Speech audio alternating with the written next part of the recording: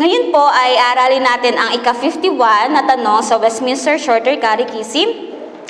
Ang sabi po dyan, ano ang ipinagbabawal ng ikalawang utos? At ang sagot po dyan ay ipinagbabawal ng ikalawang utos ang pagsamba sa Diyos sa pamamagitan ng mga larawan o Diyos-Diyosan o sa anumang paraan na hindi itinakda ng kanyang salita.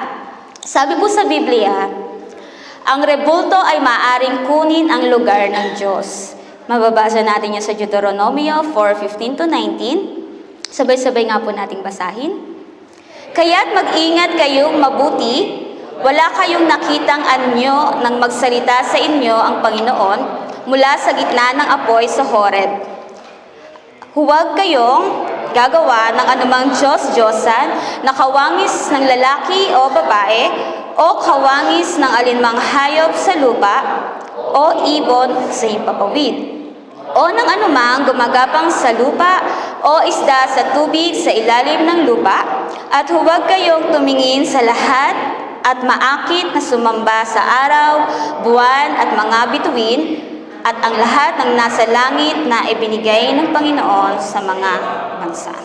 So, lagi po nating tandaan na isa lamang ang ating Diyos. Amen? Sabi ba po sa Biblia, sabi dyan, sundin ang pagsamba at tipan na isinaayos ng Diyos. Kung mababasa po natin sa Gawa 17:19, sabi ay yamang tayo nga'y lahi ng Diyos, hindi dapat isipin na ang pagka-Diyos ay katulad ng ginto, pilak o bato, isang larawang inukit ayon sa sining at kaisipan ng tao.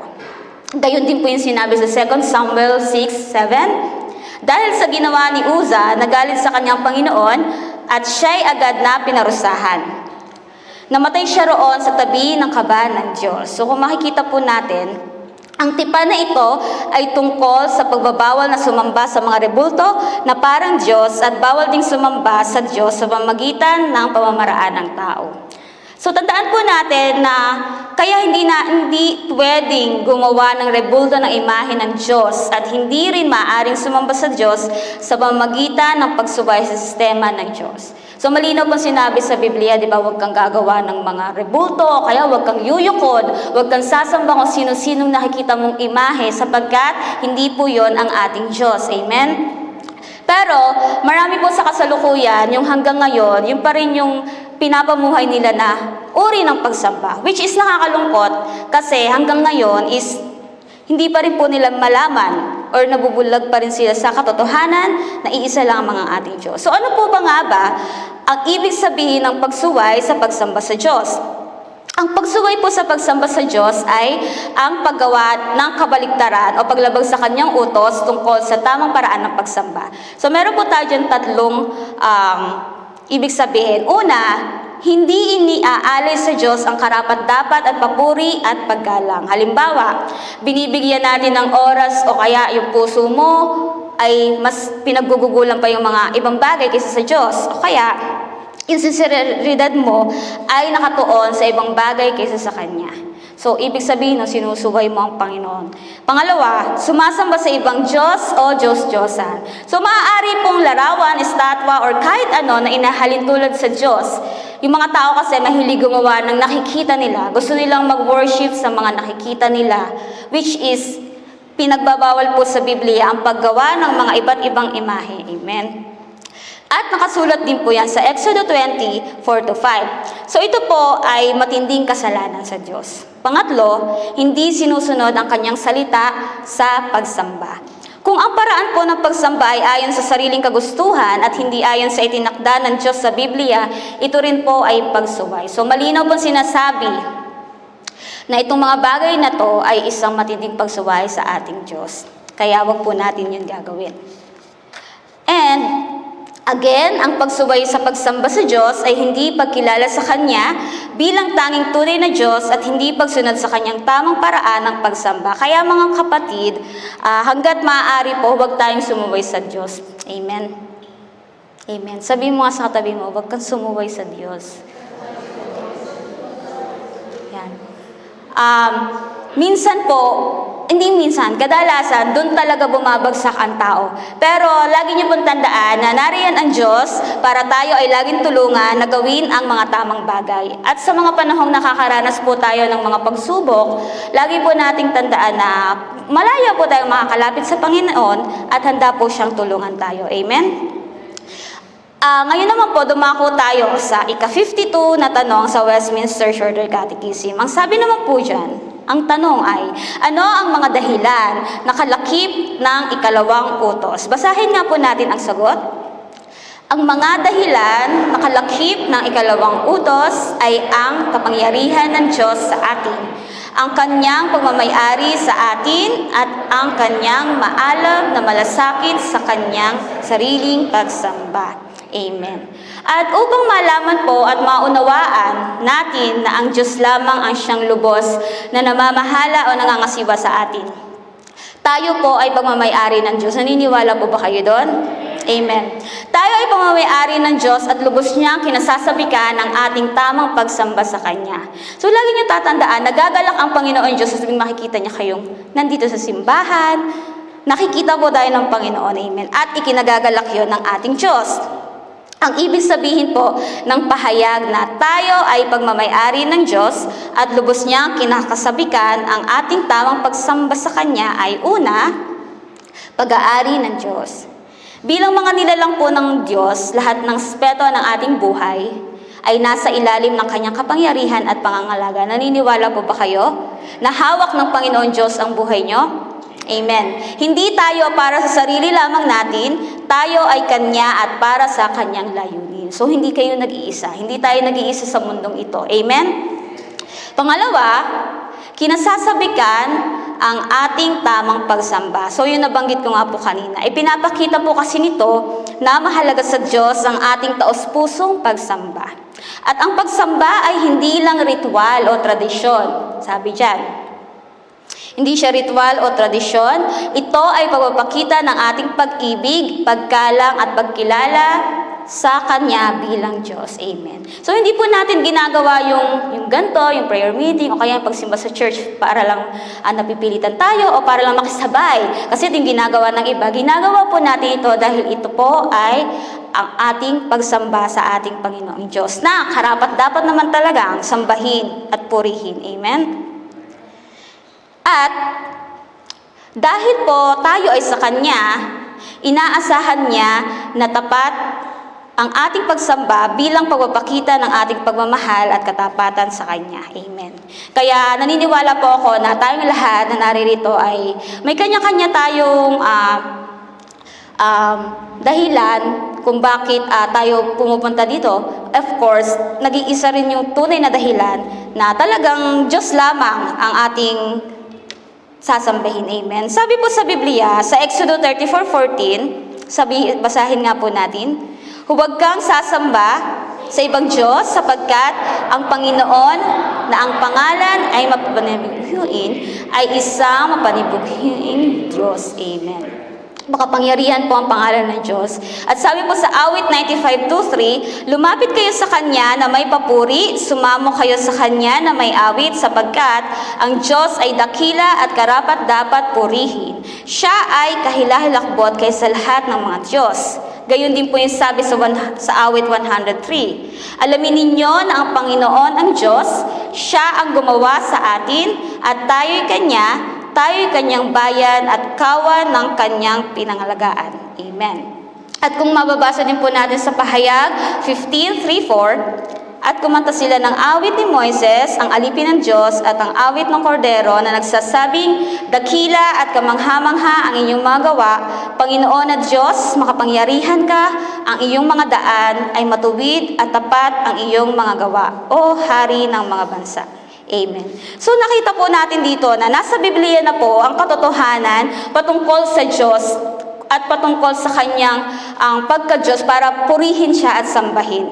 So, sino ang hindi matatakot at magpupuri sa iyo? Kadugtong po ito nung pahayag, O Panginoon, at magpaparangal sa iyong pangalan sapagkat lamang sa iyo ay ang mga gawa, ang karunungan at kapangyarihan at ang lahat ng mga bansa ay darating at sasamba sa iyo sapagkat ang iyong mga gawa ay tapat at matuwid. Amen. So ito po yung pinaniniwalaan natin na may iisang Diyos lamang na karapat-dapat sambahin at purihin. Amen. Ngayon po, meron pong dalawang mahalagang mensahe ang ikalawang utos. Kung mababasa po natin, ito po yung una. Basahin nga po natin ang sabay-sabay.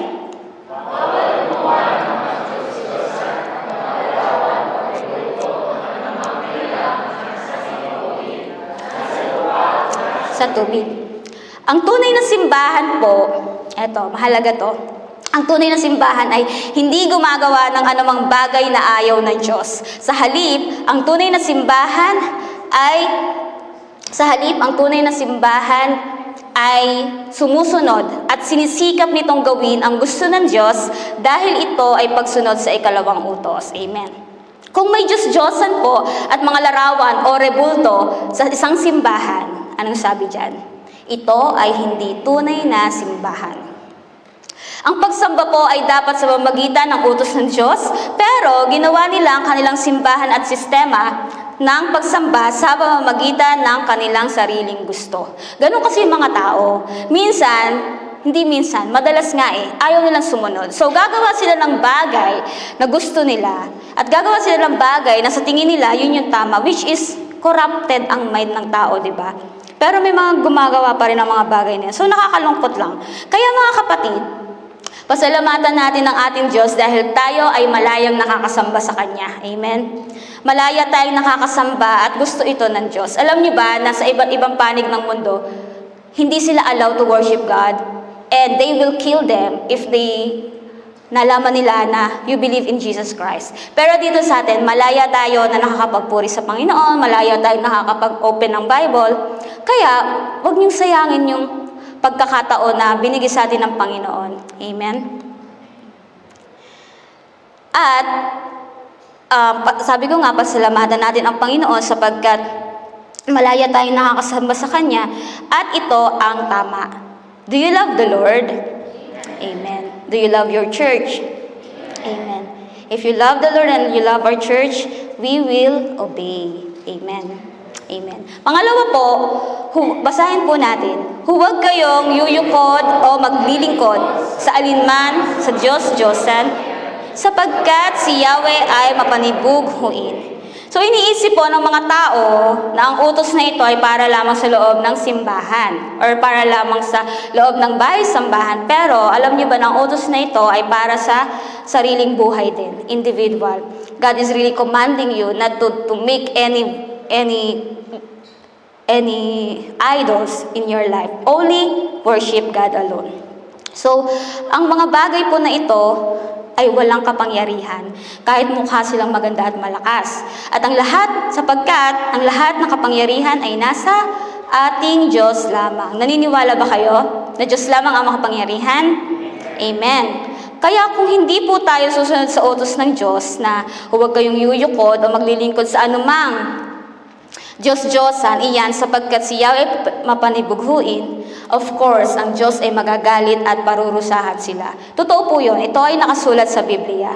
Ito po ang katotohanan na sinasabi ng Diyos sa taong hindi sumusunod sa ikalawang utos, sabi dyan, parurusahan ko ang lahat ng ayaw sa akin, pati ang kanilang mga anak, hanggang sa ika-4 na salin lahi. So, tingnan nyo, nakita nyo po doon yung